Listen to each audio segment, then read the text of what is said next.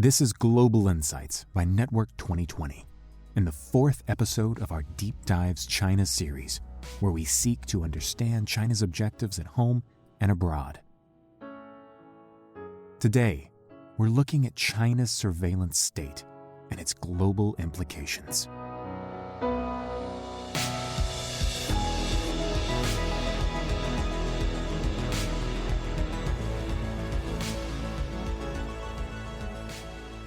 Hi, welcome everyone. My name is Courtney Dogger and I'm the president of Network 2020.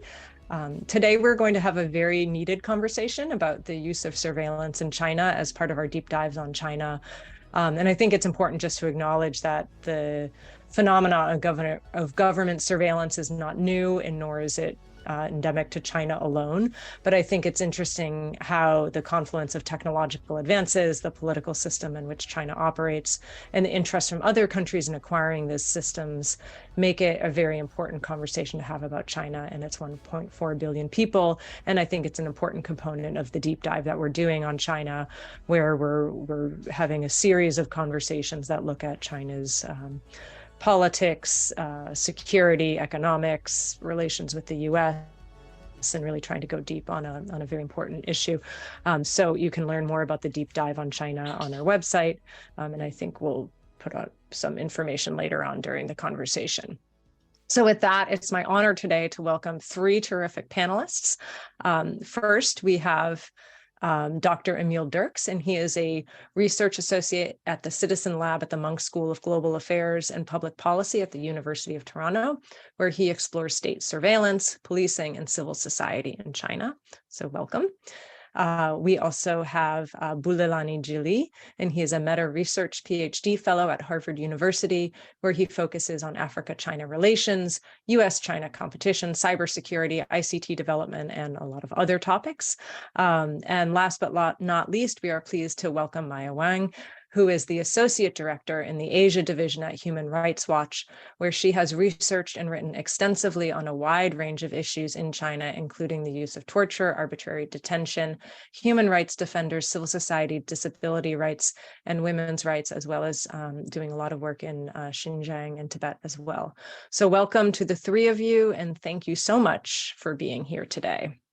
Maya, I'd like to start with you. And would you mind just giving us a brief background on the history and ideology behind China's surveillance system? And just so that we can also put that in context when we're trying to understand from our own perspectives, many of us sitting in the United States, what are the reactions that you've heard about from people across the country? Hello.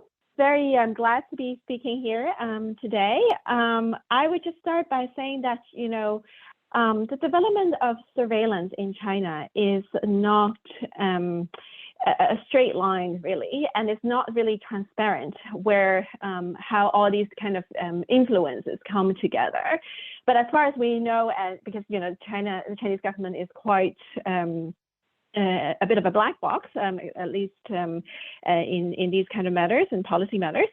But as far as we can tell, there are several kind of confluence of factors. First of all, the Chinese government has, of course, long participated or long been, surveilling or has been collecting large amounts of information from people. There are various social control methods from since the Chinese Communist Party came into power.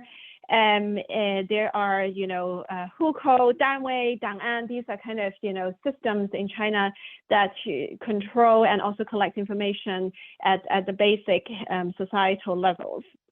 But these kind of like low-tech ways of collecting information essentially became obsolete as the Chinese society become more economically developed, as migration of workers went from places where people live in one place and therefore can be more easily controlled to essentially moving around the country. So the government needed new ways of monitoring the population. As well as you had the 1989 pro-democracy movements. More and more people after 2000 live their lives online and have a digital life. And all of these essentially meant that a lot of the government were kind of grappling with new ways of monitoring, collecting information on people.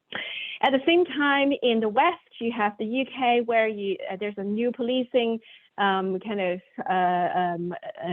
doctrine, as you wish, called intelligence-led policing. That is about placing intelligence at the center of policing, kind of more about preventive policing. And that kind of doctrine influences how the Chinese police think about policing as well. And in early 2000, the Chinese government started implementing this project called the Golden Shield Project, which kind of laid the groundwork for the surveillance systems we see today. And then along the way, you also have, the 2008 Olympics, the G20 in Hangzhou in 2016. All of those kind of provided an opportunity for the police to essentially go on a shopping spree. So all of these things, and then in Xinjiang and then in Tibet, you have the Tibetan protests around the 2000 Olympics. You have the Urumqi riots also around the same time, the war on terror in the US, all of which kind of provided impetus in these particular regions, which the Chinese government considered to be kind of quote unquote more restive, to put in place specific surveillance infrastructure. So often kind of push them all towards that kind of what we see today, of course, but then there is like no straight line, but many kind of different influences that come together. As to your second part of your question, Courtney, that like how much people in China understand or react to these surveillance, I think part of that is that people in China, they generally have a sense that they have to be quite careful about what they say because, like I said, Chinese government has a long history of surveillance using kind of low-tech, human-to-human surveillance. So people in China generally are very, very careful. But on the other hand, they don't really know exactly how the government conducts all these surveillance. And if you talk with activists will be like, oh yeah, no, we get followed, there are surveillance cameras pointing at my home. But then those are like more kind of targeted surveillance of named individuals versus mass surveillance, which is what we're talking about, the kind of the wide collection of data. So the interesting thing is often, I think outside of China, you have more detailed research about the Chinese government surveillance, and we probably know more about these surveillance systems if it's accurately understood than the people inside China. So I'll just stop there. Wonderful. Thank you so much. Emile, turning to you, what are China's current technological capabilities, including the gathering of biometric data? And again, as Maya pointed out, we're talking about just the mass surveillance and whose data is being collected? So it's very clear that the Xi administration has massively expanded domestic surveillance programs. This is not only because the technologies that they're using have advanced, both in China and outside. It's also because the Xi administration has a very expansive view of what it considers to be threats to national security, social stability, and one-party rule. And in turn, under the Xi administration, China's police have subjected ever greater numbers of Chinese citizens to invasive or mass surveillance. Probably one of the clearest examples of this is in the area of biometric surveillance, which is the focus of a lot of the work that I've been doing at the Citizen Lab. So prior to the Xi administration, Chinese police tended to collect biometric data, things like DNA samples, as part of forensic investigations or as part of missing person investigations, or from groups that the police referred to as target people, who are individuals that the police view as threats to social stability. This could include anyone from users of drugs to practitioners of banned faiths to people with mental health issues or people in community corrections. However, what we've seen under the Xi administration since 2012 is that the police biometric surveillance programs have massively expanded, especially since the mid-2010s. Police have begun to collect biometric data from people who are not suspected of any particular criminal offense, nor are they involved in any particular missing person investigation. What's more, police have begun to target not just individuals, but entire regions or communities for mass biometric data collection. Probably the most infamous example of this is in Xinjiang, where mass biometric data collection was an integral part of state repression against Uyghurs, Kazakhs, and other ethnic minority peoples. However, we've seen this in other regions as well. Two of the most striking examples of region-wide police biometric surveillance come from the Tibet Autonomous Region and Qinghai Province, both of which are in Western China and both of which have large ethnic and religious minority populations. So in the Tibet Autonomous Region between 2016 and 2022, police are estimated to have collected DNA samples from between 1/4 to 1/3 of the entire population of the region. And in Qinghai, between 2019 and 2022, police have collected iris scans from roughly 1/5 to 1/4 of the region's entire, or the province's entire population. Publicly available records show that the collection of biometric data in these cases is not related to particular criminal investigations, that it's occurring in everywhere from private homes to public squares, to businesses, to schools. Not only are adults being targeted in the Tibet Autonomous Region in Qinghai for mass biometric data collection, in both cases, police have collected biometric data from children as young as elementary school age, sometimes going to classrooms with the assistance of teachers to collect data from children. We also know that in both of those regions, we've seen evidence of Buddhist nuns or monks having their data collected by police, or members of Hui Muslim communities have also been targeted. So in effect, these programs are a form of basically mass discriminatory policing, where entire communities are treated as potential threats to social stability or national security without evidence, and in fact, without any real basis in domestic Chinese law. Now, given that there are very few external checks on the power of China's police, save for the Communist Party itself, police likely have wide remit to use the collected DNA samples or iris scans for whatever purpose they see fit.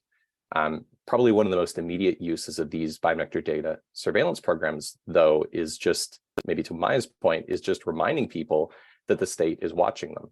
So the knowledge that the police can violate your right to privacy with impunity may lead these Chinese citizens in these areas of China to restrict their activities, right? Their social activities, their private activities, so as not to attract further state harassment or repression.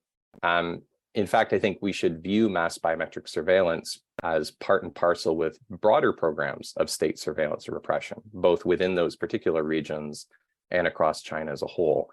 And collectively, these programs raise the costs of even modest resistance to the Chinese state. They also sharply constrain the ability of Chinese citizens to exercise their basic civil and political rights, including the right to freedom of expression or the right to privacy. And I think it's this constraining aspect, which is the most worrying aspect of police-led mass biometric data collection in China. Again, a unique feature of the current Xi administration. Thanks. And just one follow-up. You mentioned how sometimes police would even go to schools. I'm just curious, how does this collection often happen? Is it, you mentioned, public squares, or is it that police are looking for certain populations and they're just setting up shop and grabbing anyone who comes by and says we need an iris scan, or how does it work in reality, the collection of data? So what seems to be the case, based on the publicly available sources that I've seen, these are often blog posts done by public security linked social media accounts. It seems it happens in a few ways. So in some cases, they will put out an announcement saying we're going to be coming into this particular community and we're going to be collecting data for a particular purpose. Oftentimes, the purposes are very vague. They'll say we're doing this to build up our capacity to conduct forensic investigations. We're doing this to assist in future missing person investigations. We're doing this for the purpose of upgrading national ID cards. They'll give some explanation. They'll come in and they'll request that people come to a particular location to have their data collected. In other cases, it seems they take advantage of areas where people are congregating, right? Like a school or maybe an event at a public square, and they use that as an opportunity to set up a table or set up a few officers to collect data in that particular instance. And then finally, there are times where it seems the police are actually going home to home or business to business to actually collect data from particular groups of people. However, just to emphasize the point I made earlier, which is that it doesn't seem to me that they're being very specific about who they're targeting. There's no indication that they're going after individuals who are suspected of engaging in anti-state activities or who have a criminal record, are implicated in some kind of criminal investigation, or are suspected of engaging in human trafficking or themselves being a victim of human trafficking.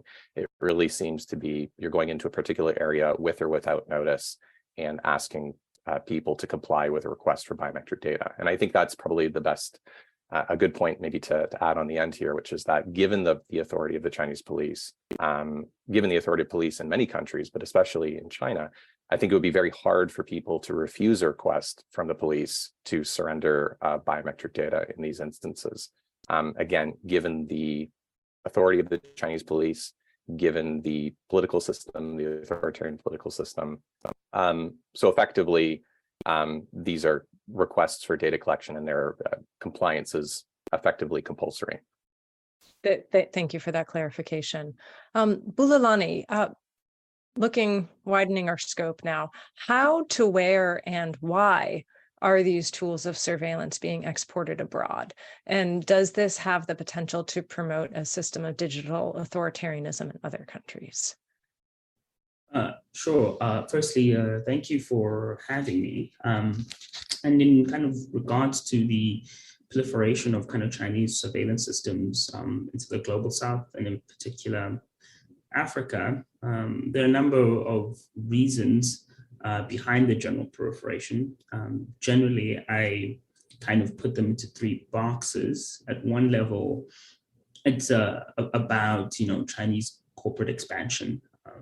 So many Chinese companies, including the likes of ZTE and Huawei, have found business to be lucrative in the global south, and in particular, Africa. I think currently about 70% of Africa's ICT infrastructure is built by Huawei alone. And so they've kind of been a key agent in building the infrastructural capacity of Africa. And then another kind of key point is kind of, Chinese geopolitical interests. China is very much interested in promoting both its kind of technologies, but also some of its kind of normative values on the continent.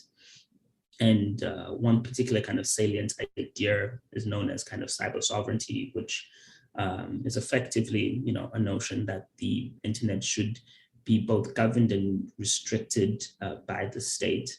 And so this idea in particular is mostly promoted using bilateral and sometimes multilateral institutions. This includes kind of like FOCAC, which is kind of the main platform that China engages with African countries.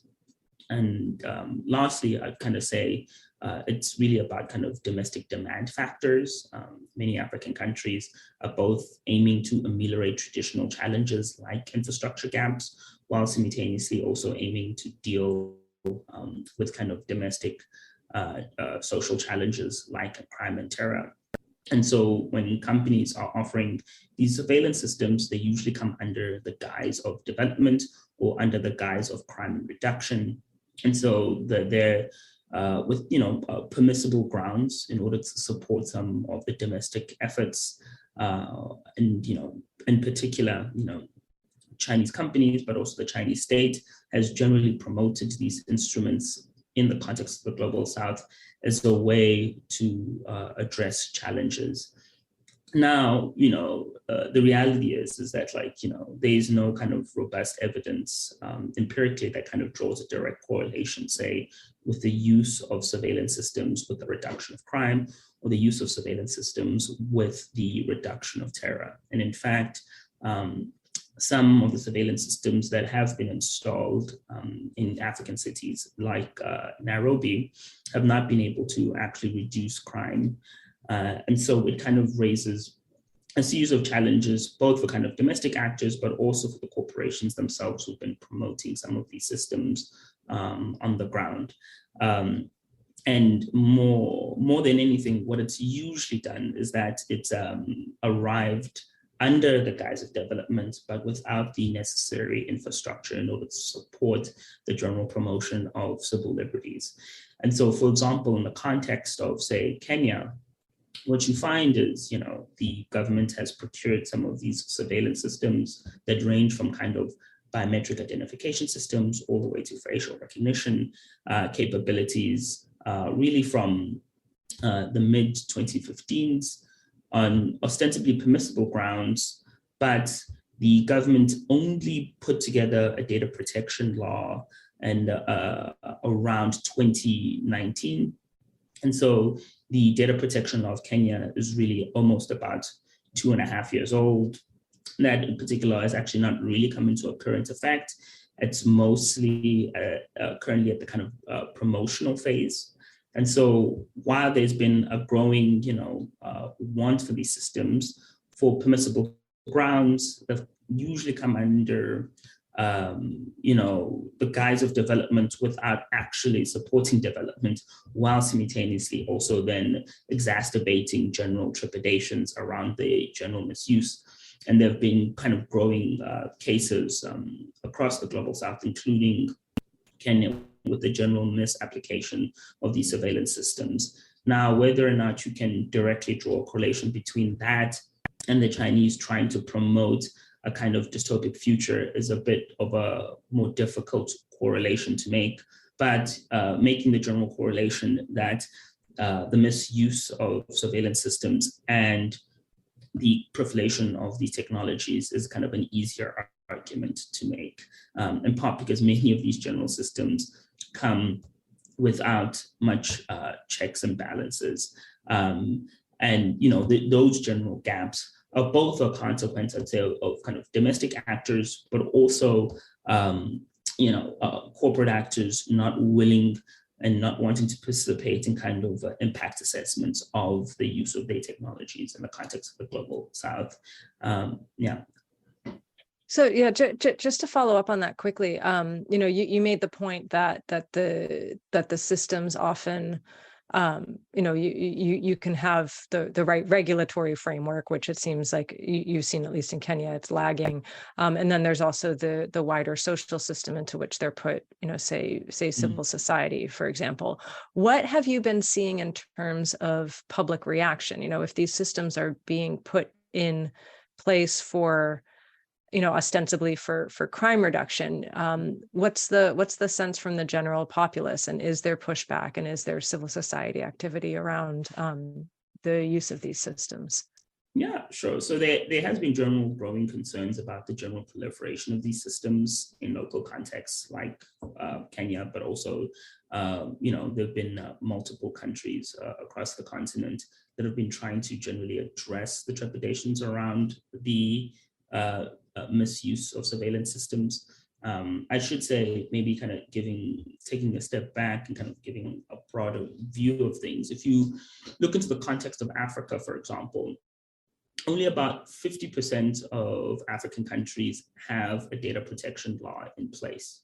And all those countries that do have data protection laws in place, they are mostly interested in, shoring up privacy regimes that are already currently there. For the countries who have not put together a data protection law, the general, say lag is in part about infrastructural gaps, many people saying we don't really need a data protection law if we simply don't have the fiber optic capabilities. And so that general lag is in part because of infrastructure gaps that Chinese companies have promised to help close. At another level, it's really about an uncertainty about, well, what are the implications for data protection law, specifically for growing startup ecosystems and SMEs. And so, let's say the slowness to enforcement of data protection on the continent is both about infrastructure, but it's also really about general trepidations, about anxieties about what does a data protection law mean for an emerging startup ecosystem.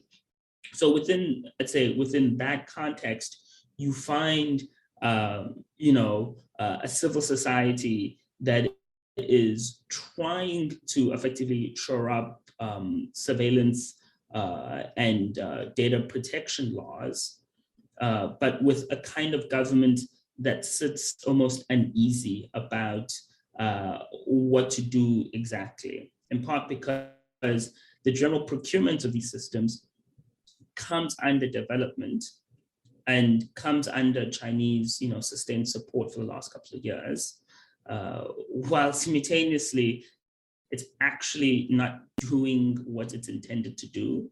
And so civil society, and I'd say the general population, has anxiety, but state actors have been quite slow Thank you.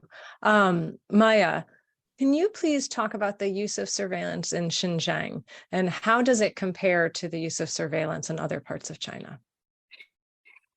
Thank you. I would just start by describing what I think is happening in China and Xinjiang in general, and is a multi-layered and multi-dimensional kind of surveillance system.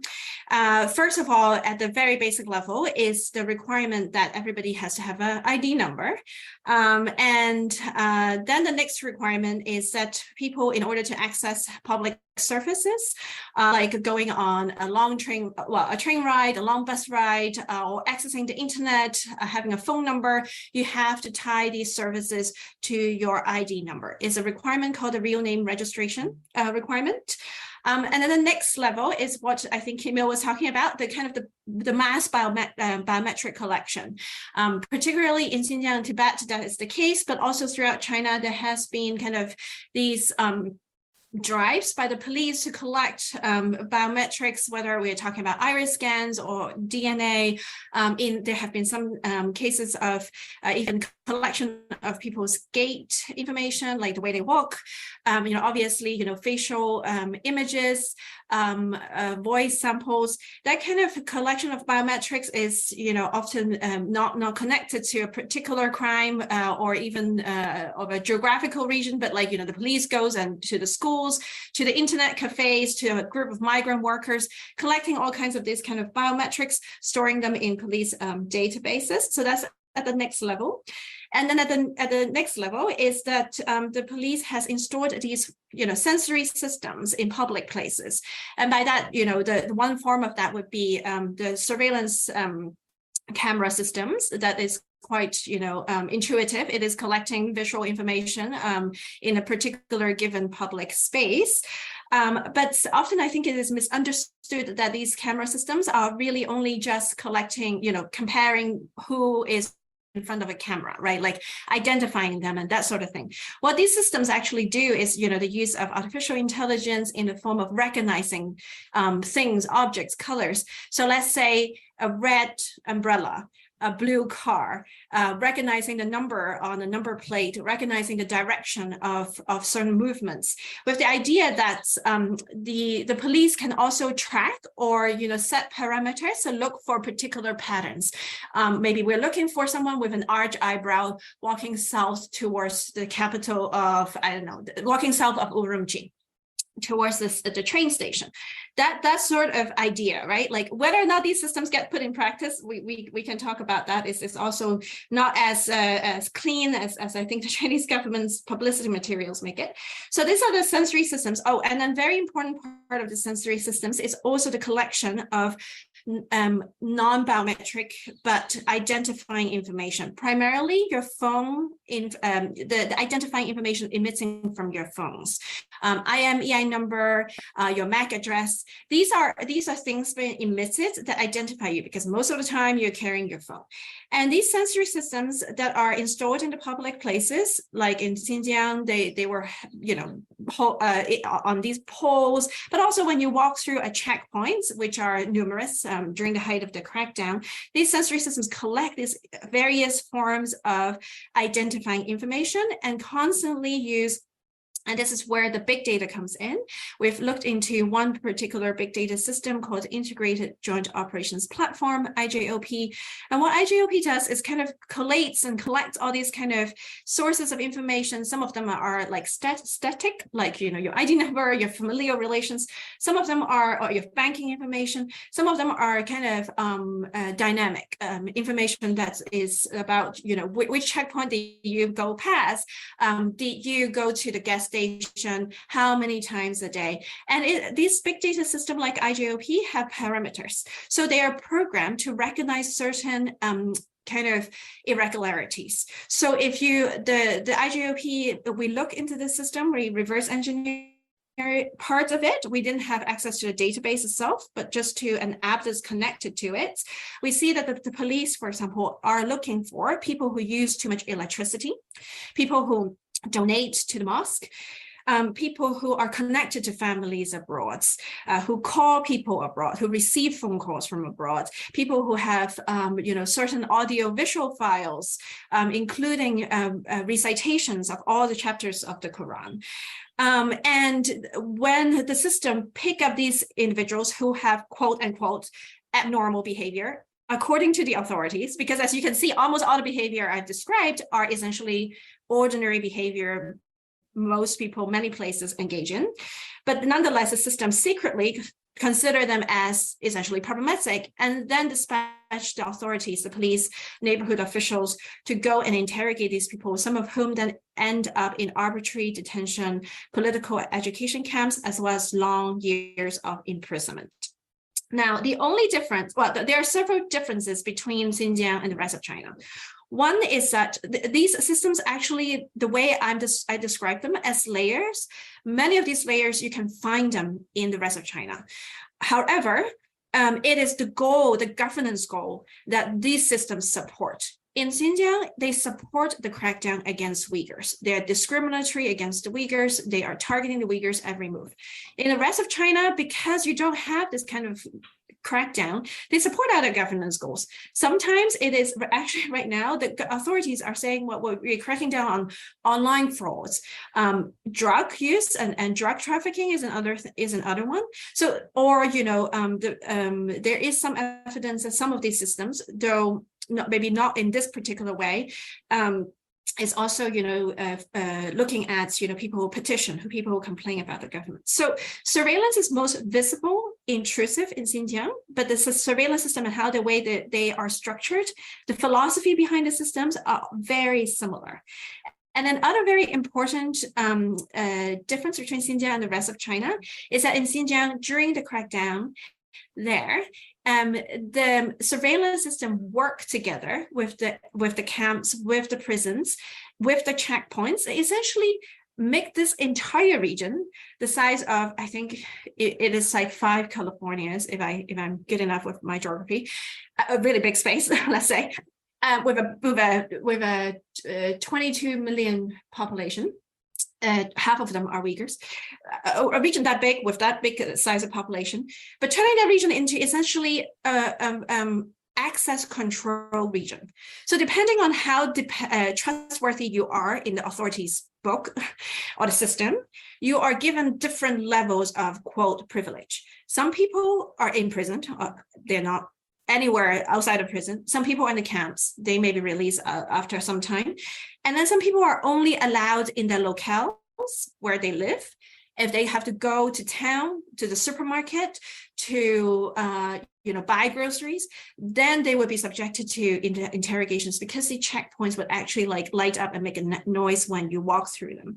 So what is, I think, missing sometimes in the Western reporting about Xinjiang is that, it's mostly about the camps, it's about the surveillance, but I think it's often missing is the understanding that the Chinese government actually achieved something quite incredible of locking down the region of Xinjiang, similar to kind of a gated access control system. And to what extent this can continue further with the investment it requires, with the economy that is, to be quite honest, during that period of time, not going very well for Xinjiang, for a country the size of China, I think is a question for the future of China. So I would just stop there. Thank you, Maya. And it's a great place for me to turn to Emile with my next question, which is really looking at, Maya, you mentioned there's all this data that's being collected. You have the IJOP, which is trying to integrate the data. I guess my question is both present and then future focused. So the present part is how well is all of this data being integrated and analyzed, and with that, what is that learning experience? What does that portend for the future as the government continues to improve and streamline data collection and integration methods? So basically, what does a potential future look like for Chinese citizens under a more advanced surveillance system? And is there any possibility of any measures or actions that could limit its reach? Yeah, I think to the point that was made by Maya, that we can see the immediate effects of these massive surveillance systems, specifically in Xinjiang. And while there might be a tendency among some commentators overseas to look at Chinese surveillance systems as kind of functioning as written, kind of a perfectly functioning totalitarian system. Obviously, there are budgetary constraints, there are practical constraints that limit the day-to-day effectiveness of certain methods of surveillance. But just as a background condition of life in areas like Xinjiang, the effect is awful for those people living under them. I think one of the things when we're considering the future of surveillance, mass surveillance in China, one of the interesting tensions now is between recent Chinese government legislation that aims to protect the personal data privacy of Chinese citizens on the one hand, alongside continuing massively expanding police biometric or surveillance programs on the other. So, for example, the Chinese government has implemented in 2019 regulations on human genetic resource management. In 2021, it put in place the Personal Information Protection Law. Both of these documents place clear limits on the collection, retention, and processing of sensitive personal data by companies, private companies, research institutions, and other organizations operating in China or using data collected from Chinese citizens. And in some ways, these laws, these regulations are welcome developments. Clear guidelines should be in place to ensure that the data of Chinese citizens or people residing in China are protected. The right to data privacy is respected. However, there's a big exception to these regulations, and that exception relates to the Chinese police. So none of these new pieces of legislation meaningfully restrict the ability of the Chinese police to collect, process, or share sensitive data from Chinese citizens, including the kind of biometric data, DNA samples, and iris scans that police have collected en masse in the Tibet Autonomous Region and Qinghai, or the kind of biometric data collection programs or just personal data collection programs that Maya just described that were put in place in Xinjiang. So even with these pieces of legislation in place, Chinese police still have wide remit to surveil individuals or communities and make use of the data they collect for whatever purpose they see fit. So if we're thinking about what the future of mass surveillance will look like for Chinese citizens, I imagine it will be a combination of stricter controls on the ability of non-state actors to collect sensitive data from Chinese citizens or people residing in China, combined with expanding police surveillance or state surveillance over the general public.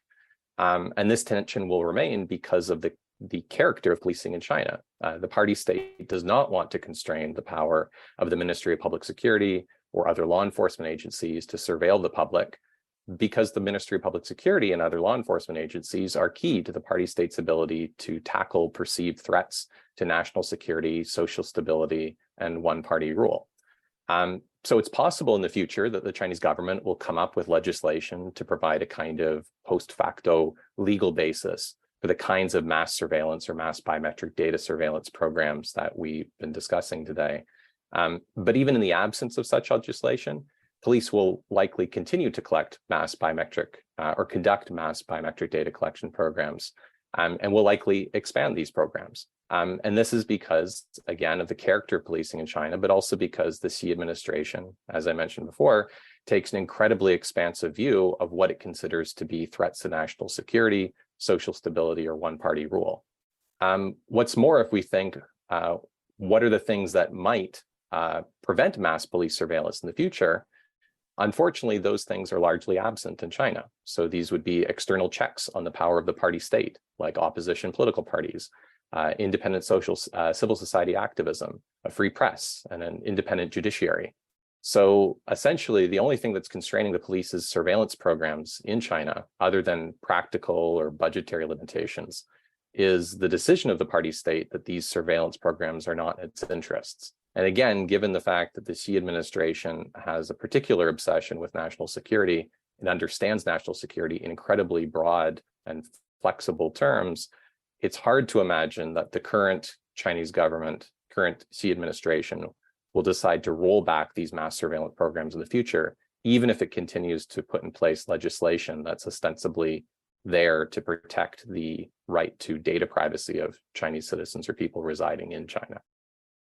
Thank you. So Bulelani, with all of that information, as China's global footprint expands, are there measures that countries can take to safeguard their citizens against this data-intensive surveillance?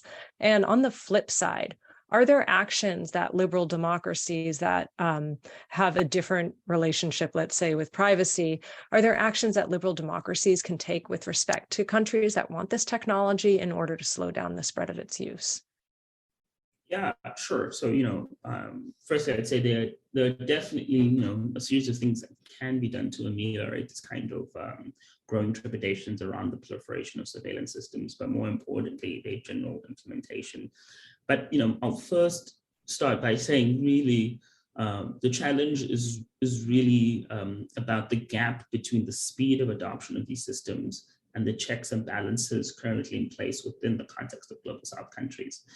Many of them are procuring them on what I'd say at least permissible grounds, if not legitimate grounds, while simultaneously also not really understanding the general kind of appropriate application in terms of what exactly can they be used for without exacerbating or leading to a moment in which there is a kind of recession in relation to civil liberties.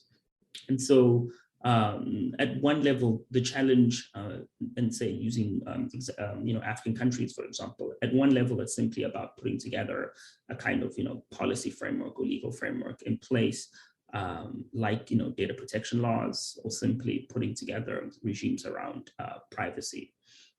Now, having the letter of the law is quite different from kind of executing it. Obviously, for those African countries that simply do not have it, the African Union, for example, has a cybersecurity convention of 2014. Currently, about 14 countries have signed it. In order for it to kind of go into effect, they need 15 signatures. That general framework does offer for a more continental-wide regime around data protection and cybersecurity. And that's definitely one good place. Another kind of part of it is simply improving capabilities to promote civil liberties and in particular cybersecurity. And so, for example, again, many African kind of countries, particularly short-staffed in their data protection commission offices. And so, supporting those offices is kind of one key way in which you can go about promoting, data protection and civil liberties, while simultaneously also supporting them in understanding how to kind of appropriately use these surveillance systems while remaining, kind of healthy democratic spaces. And then also really helping kind of the creation of kind of data commissioner offices that are somewhat independent of the state. So for example, in the context of Kenya, while they did put together a data protection commission, it's still under the ICT ministry. And so it is the government effectively deciding when and when not to restrict its collection and use of data, which is similar to kind of the examples expanded on in the context of China. And so, building out kind of independence for some of these regulators is a challenge, and it's kind of worth pursuing. And then I'd say, lastly, it's really about supporting and meeting, local governments and state actors where they are. The reality is that the current kind of discourse surrounding the proliferation of Chinese surveillance systems really concentrates on the supply side. So really analysis as to what are the kind of either corporate or geopolitical interests that are resulting in the proliferation, and not really thinking about, exactly why a local state and sub-state actors interested in these systems in the first place. And one of the general crucial reasons is simply closing digital infrastructure gaps as a way in order to effectively meet what I'd call this digital inflection point, and kind of arresting some of the general kind of, inequalities that have existed between the global North and South. And the kind of general rhetoric that specifically focuses on, trying to dissuade, say, local African stakeholders from working with Huawei and not offering a kind of a financially reachable alternative, simply is a point that speaks literally against kind of local interests. And so, in kind of aiming to kind of truncate the general proliferation, it's also important to really think more carefully about, what are the material conditions that are actually promoting the growing geopolitical footprint and growing corporate footprint of Chinese companies in the global South. And the reality is that they're simply, doing the work on the ground and offering financially reachable alternatives to kind of global North suppliers. Thank you. Turning to the Q&A box now, Maya, I'll start with you with this question. And again, Emile, Bulelani, if you'd like to contribute, please, feel free to add on to any answers. This question, Maya, is how effective are U.S. export controls to target technologies with potential military and surveillance applications? Are the controls well designed and enforced, and how are various allies supporting or undermining U.S. efforts? So again, looking at the export of technologies from abroad, which I think we just touched upon, how do you get a sense of how that's functioning in reality? Yeah, well, thank you. The U.S. export control regime is somewhat complicated, and it has many different kinds of controls that we're talking about, and different technologies and different companies. So I'm not an expert on all the different forms currently being put in place, even though there are some that are restrictions primarily motivated by essentially, stopping them, essentially focusing on Chinese surveillance companies. However, as I understand it, the primary body of the U.S. agency responsible for imposing these kind of controls in the Commerce Department are rather small, even though I think they try their best, and they have experts and they work with civil society and other researchers like us in designing some of these systems. It is still an enormous problem to be solved by a very small group of people. So, for example, the Chinese surveillance system ecosystem probably includes hundreds of different companies. Some of them are more like names that we would know because we see them printed on the cameras. But then you also have the cloud servers and all these different different processing at the back that is really hard for a few researchers to really get down to the list and then have them put on the list of sanctions. So that's one challenge is the gap of research and sanctions. And then the other part is you're kind of running behind, right? Like what Bulelani was saying, that you could try to understand it and try to put sanctions on it. The technology already moved on, and then you of course have lots of them are Chinese domestic companies, right? Because China wants to be cyber sovereign, and then on top of that, you also have the issue of there's the U.S. efforts in terms of allies.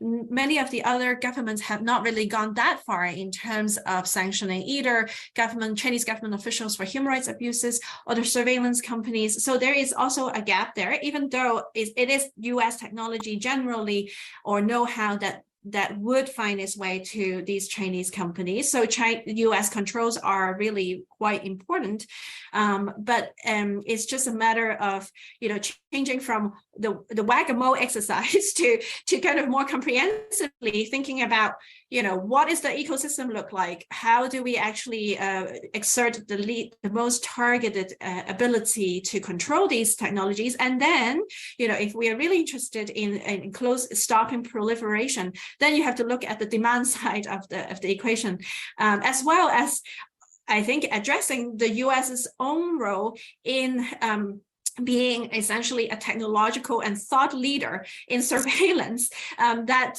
may give a lot of ideas to Chinese researchers themselves about how to do any of these. So I think right now, I think the US often is perceived by many civil society organizations, digital rights activists, as much of an impediment to better digital rights globally, as China is, even though, of course, China's abuses are so much more severe. But in terms of the innovation involved in surveillance and the power to put your words into actions, I think the US still has quite a long way to go. Great. Thank you. Bulelani, turning to you. To what extent are tech companies based in Europe, the United States, or elsewhere competing with Huawei or other PRC-based companies to provide this surveillance security tech in Kenya or the Global South more broadly? So this person says, I'd appreciate hearing more from this broader perspective on the matter of tech actors and state power. Yeah, sure. So, I think, and I guess I'll also try and also speak to the direct point that was made previously, because I think it's quite important in part because generally I think there's a general presumption that somehow, China is unique. And the argument is not that China is unique, at least as relates to mass surveillance. It's more so that we locate difference, particularly both at the level of the absence of checks, but also in the context of how it chooses to leverage demand factors in the context of global South countries to promote geopolitical ends. And there being a kind of connection between both corporate actors, but also Chinese interests in the proliferation of some of these systems. And as it kind of relates to kind of non-Chinese actors in kind of surveillance ecosystems, it is very much there. I've kind of within my own personal work, I've kind of demonstrated that African countries and also countries really across the global South are making surveillance operations. And those are enabled not simply by, Chinese actors, many European, many Israeli, in particular Israeli companies are also involved in building out those capabilities. And so, for example, in the context of, say, Kenya, you'll find that that the cameras themselves are, Huawei or Dahua cameras, but they're running on, say, Oracle software, for example. And similarly, some of the more kind of, spyware is generally procured, say, from Israel, but some of the facial recognition systems found on the border are found, to be sourced from Hong Kong. And so, many kind of African countries are generally procuring surveillance technologies on the grounds of one, promoting their own kind of domestic surveillance operations while simultaneously reaching for financially reachable products across the kind of, I'd say, cyber capable and surveillance markets. It's just that, many of the kind of general Chinese operators provide products that are financially reachable, but also products that come as a package, which is also quite unique. And so when you're buying from a Chinese vendor, it's not simply that you're getting a camera, it's also that you're getting a series of other things. And sometimes it also comes with a loan that also makes it even more reachable. And so when we're thinking about the general proliferation of Chinese systems, we're talking about a more kind of coordinated operation at the very least. Now, whether that kind of coordinated should then be used as a kind of a litmus test for dystopic futures is a kind of another kind of question. But in terms of kind of making, hybridized surveillance systems with the aid of American and sometimes Israeli companies, that is a fact on the ground. Great. Thank you. Maya, turning to you, I'm going to combine a couple of questions here. We have one question, and the questioner asks, when Chinese nationals leave the country, is their surveillance system still able to keep tabs on them? And then another where they're asking, where did that one go? Oh, yes, here we go. They're wondering about the role of technology and surveillance systems in conducting surveillance and intimidation on dissidents abroad, as well as more, the use of more analog traditional methods in that surveillance abroad. It was in the case of New York City. I think just recently they discovered a Chinese police outpost. So how is China conducting surveillance abroad? Well, it depends on where abroad is. You have places, typical, let's think we are in a Western government or a Western country. It depends, right? In some countries, you have on the one end, I do think in the US, the US government has been in a very high profile way instructed its domestic law enforcement, the FBI, and I would imagine that various surveillance, is being conducted to, and also going out to the Chinese diaspora community to really push a message to say, if you suffer any intimidation or surveillance, come to us and talk to us. So I do think that here in the US, there is, because of that visibility, there's also less surveillance in terms of, analog, traditional human-to-human surveillance here. And then in terms of technological surveillance, you also don't really have these kind of sensory systems that we were describing about in China, right? On the other hand, if you use WeChat, many of the people from China do use WeChat for communications, then you're falling into essentially kind of a different digital ecosystem that expose yourself to more kind of tracking and collection of data. But here, the really big difference, and I think what Emile was answering that question, is about how surveillance is conducted in China versus outside of China. Is that in China, the information is collated, integrated, and this is where it becomes really hard to move, because the Chinese Communist Party essentially controls a lot of surveillance powers, enforcement powers, and military power. And as a Chinese citizen inside China, you have very little ability to contest the whatever treatment you're going to be receiving. Whereas outside, you may have WeChat on your phone, but if they survey on you, but that information, there's also a distance between Tencent, the company, to the Chinese Communist Party, right? So to what information is being handed over depends on who you are, how important you are to the Chinese government's goals, depends on how Tencent is handing that information and what kinds and when. So that surveillance is a lot weaker, technologically speaking. And then when you're in the US, I think in human to human interaction is also much weaker. However, the main concern for a lot of Chinese diaspora is that every single person has a family person they care about back home. So that is the weakest point, is that there you can really essentially shut up anyone. But then it depends. And then if you are in Southeast Asia, where the technical infrastructure there is much more captured by the Chinese companies' ecosystem, digital ecosystem, maybe your shopping is done on Alibaba, your hotel registration system, you're going out with the DD taxi service, maybe again, it depends on this company's relationship with the Chinese state, which there is a distance. However, in the back of your mind, you'd be thinking, I'm not too sure. I'll just delete. I'll just not say whatever. I'll just not meet this person. So it depends on where you are. And I think in Southeast Asia, you have much more of that influence, both human and technological, that makes the Chinese diaspora there much, much, much more cautious about speaking out against the Chinese government. Great. Thank you for that.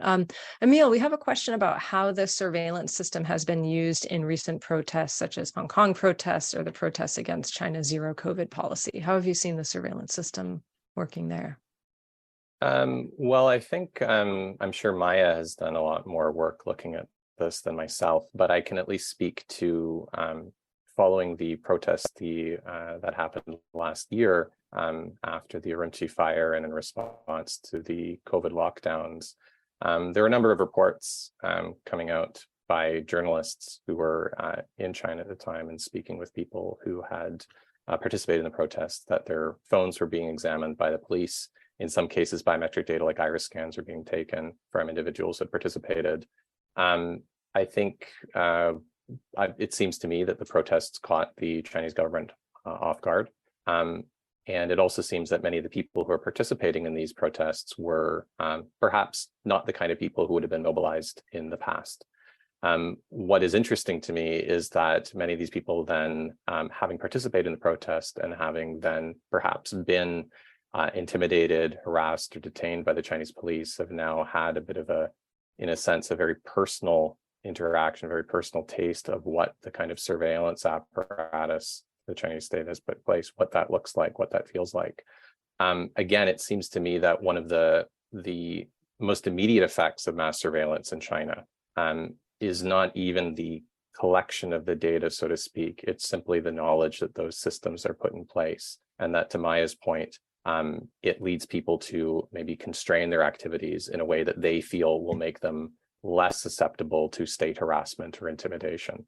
So it's possible that following the protests late last year, the anti-lockdown protests, many of the individuals who participated, who were then visited or by the police or intimidated or harassed by the police, the effect may be to warn them against further participation in in-person activities or even the discussion of these kinds of activities online. And that has a ripple effect too, even for individuals who are not directly participating. They may know people who participated, they may have family members who participated, and those individuals may also become less likely to participate in mass activity in the future. I should also note, though, that I think this also makes those protests all the more remarkable because people were actually willing to brave the surveillance state, brave the threat of police repression or harassment, to go out in the streets and actually express their deep frustration, disapproval of the Xi administration's handling of the pandemic at that point in time. But yeah, I think Maya has done much more extensive and interesting work on the protests, say, in Hong Kong and the COVID lockdown protests than myself. Yeah. So Maya, anything you'd like to add to that? Thank you, Emile. Yeah, in terms of the Hong Kong protests, let me just, I think Emile answered quite extensively about the zero COVID protest. I think here, one point I'd like to add is that we don't know very well, because our understanding of China's surveillance system is quite spotty, depending on what information comes out. What happens after zero COVID is actually quite interesting to me to see whether or not the Chinese government was really caught off guard, or in some ways they have become more sophisticated. If you look at the response afterwards, a number of people were taken into custody. Some of them, face more serious consequences, but nonetheless, they didn't roll the tanks in town, right? Like, a 1989 protest, which created an enormous response internationally. So you could see that perhaps the combination of surveillance, the use of the legal system controlled by the party, intimidation tactics, essentially give them a nuanced ability to respond with nuanced and with like kind of different grades of reaction depending on who you are and how much of a threat you are. Then they act in the background. So in some ways, it's become more sophisticated since 1989, and that was really the intention of the party as well. That is something to keep in mind. On the other hand, the other side of the other end of the story, the surveillance system could have broken down. Xinjiang, you see in the rest of China, the idea of these systems is to identify threats, right? But when you have that people protesting, the system just can't figure out everybody could be a threat, right? Because everybody could have grievances against the party. Then, maybe there was a breakdown. So we don't know because we don't have the data to tell which side of that story we are landing on. In terms of the Hong Kong protests, I'll just be very brief in the sense that none of the systems we describe in China have been put in place in Hong Kong in terms of mass surveillance, because you have to remember Hong Kong was ruled by the British, and then during the handover, after the handover from China, they didn't have the direct ability to manage Hong Kong in a way that would put in place similar mass surveillance infrastructure. And so we have not observed the same way of social control, but you are going to see, I think, more and more movement towards all of that with the imposition of the national security law, starting from the requirement of real name registration. We already see that in Hong Kong with regard to phone registration. Now you have to have your ID tied to your phone, and so on and so forth. To what extent, when? Because the Chinese internet from the very start were designed to be essentially a walled off garden, so as to speak. These big multinational social media companies from the West never really had much access to that markets because it was designed that way. Whereas Hong Kong is already kind of very porous. Everybody uses Google, Facebook, and so on. How are you going to kind of post, after the fact of designing your internet, how are you going to wall it off? It's going to be a question. Like it won't be, I don't think it would be more like the challenges perhaps is similar to places like Russia, where you have a very big population already using the kind of the international internet, so as to speak, versus the Chinese internet. But again, my expertise on those countries are limited, but Hong Kong is a different situation altogether. But that's not to say that the situation there is not deteriorating very quickly, but just on the area of technology, it looks very different. Okay. Thank you. And Bulelani, we have a question here about the objective behind why China sells these surveillance systems to other countries of the global South, and you did address that, but I think we'd like you to get more specific into the relationship between companies and the government that you alluded to, and how does that affect the objectives of selling surveillance systems abroad? Yeah, sure. So I guess starting at the top again. So the kind of three primary factors, and those primary factors kind of change over time. But say, for example, it's about kind of corporate expansion at one level. Two, it's about kind of promoting China's geopolitical interests within the given region of Africa. And then lastly, it's about domestic factors and how these, factors interplay also produces a series of kinds of discussions that are worth having. But to kind of start, I guess, at the level of, say, corporate interests, companies like Huawei have been in East Africa since really about 1995. The initial introduction into the African markets was simply contingent on offering basic ICT services and products that eventually kind of transformed over time from simply laying fiber optic capabilities to introducing smart cities and then eventually surveillance technologies. The shift to smart cities in particular was a part of domestic concerns about kind of catching this digital inflection point. It's a part about further securitizing African urban centers. And then it's also really about ameliorating traditional challenges like crime. And so all of this stuff really comes under the banner of development. But a more kind of critical question as to whether or not one can draw a direct correlation between the adoption of, say, smart city technologies that include facial recognition systems and biometric identification to the actual problems that they supposedly address. There is no direct correlation between these systems. And that's kind of where many of the general claims under development kind of fall apart. And so in terms of thinking about, geopolitical interests, China in particular, I'd say it's twofold. At one level, it's really about promoting some of the normative expectations about how the internet should be governed. And they've been interested in effectively promoting what they've been effectively terming cyber sovereignty, which is a kind of a limited conception of the internet in itself that is mostly driven by state control. And how you've seen that general promotion at one level has been through FOCAC, which is effectively the Forum on China and Africa Relations. And there, they've been in particular, trying to convince African stakeholders to think more actively about the place of the internet, but also the role of the state in that. That also then bleeds into not only simply offering some of the smart city technologies that you'll see on the ground, but also in some of the general training programs. And so you've seen African, say, police services going over to Shanghai and Beijing receiving training. That general training is partly connected to helping African stakeholders both think through, but also practice on how to go about using these surveillance systems.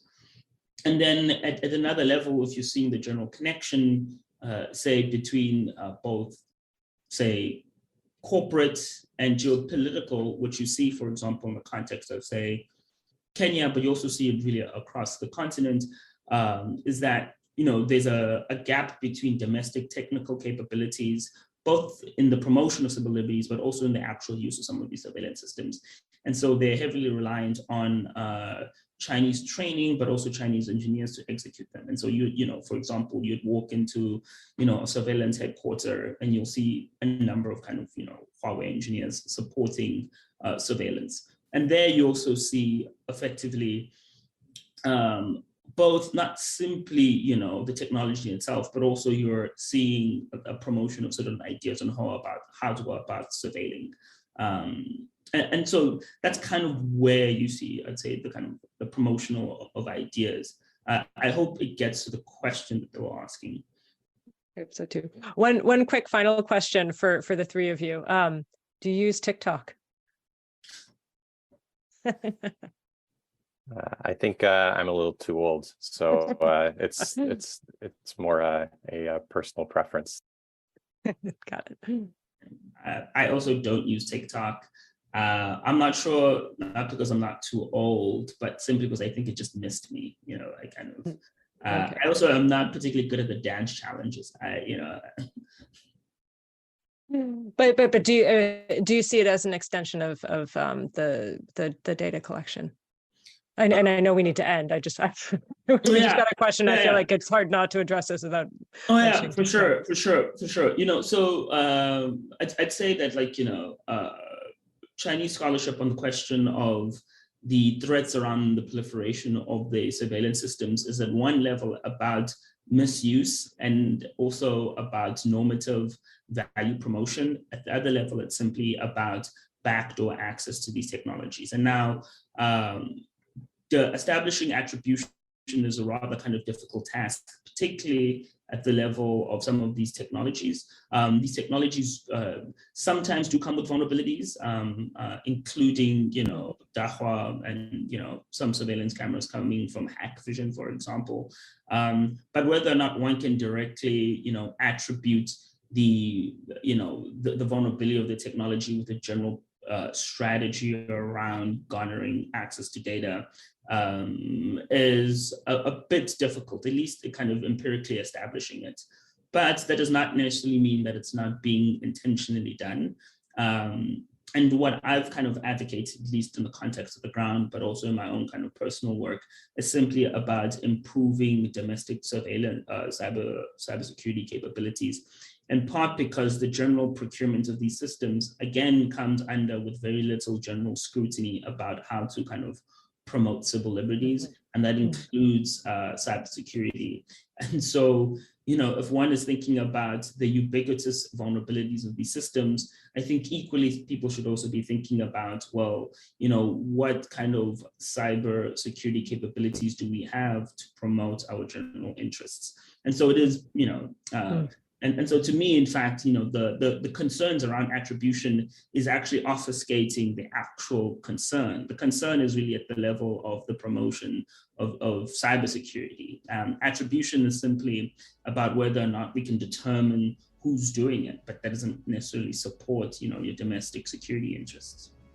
And I would just very quickly say, Citizen Lab colleagues at the Citizen Lab have done, I think, some really fantastic work on TikTok. So if anyone's interested, I would just urge them to Google TikTok Citizen Lab. Some great reports have been done by my colleague.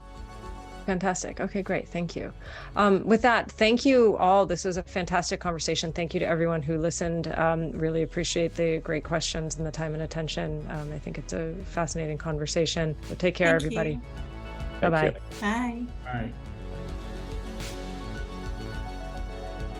For more global insights or information on our Deep Dives China series, visit network2020.org and connect with us on YouTube and social media.